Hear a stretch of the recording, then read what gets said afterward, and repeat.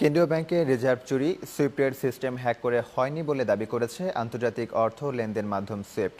তার নিরাপত্তার দায় ব্যাংকে নিতে হবে বলে দাবি করেছেন সুইফটের এশীয় প্যাসিফিক অঞ্চলের প্রধান নির্বাহী কর্মকর্তা অ্যালেন ডেস।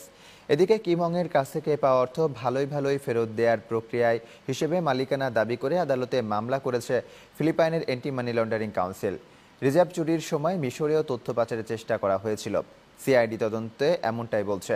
আনিসুর সুমনের রিপোর্ট। আন্তর্জাতিক অর্থ লেনদেন নেটওয়ার্ক সুইফট দাবি করেছে বাংলাদেশ ব্যাংকের রিজার্ভ চুরির অর্থ সুইফট সিস্টেমে হ্যাক হয়নি, বরং ব্যাংকগুলোই এ কাজে জড়িত। ফিলিপাইনের মাকাতে সিটিতে আয়োজিত এক সংবাদ সম্মেলনে এমন দাবি করেছে প্রতিষ্ঠানটি। ধারণা করা হয়েছিল সুইফটের মেসেজিং সিস্টেমে হ্যাক হতে পারে, এমন আশঙ্কায় তদন্তেও নামে প্রতিষ্ঠানটি। কিন্তু সংবাদ সম্মেলনে এমন আশঙ্কা নাকচ করে দিয়ে সুইফট কর্মকর্তা অ্যালেন রেইস বলেন, সিস্টেমে কোনো সমস্যা খুঁজে পাওয়া যায়নি এবং নেটওয়ার্কেও কোনো হ্যাকিং এর ঘটনা ঘটেনি। প্রতিষ্ঠানটির নিরাপত্তা সেবার নিশ্চয়তা দাবি করেন রেস।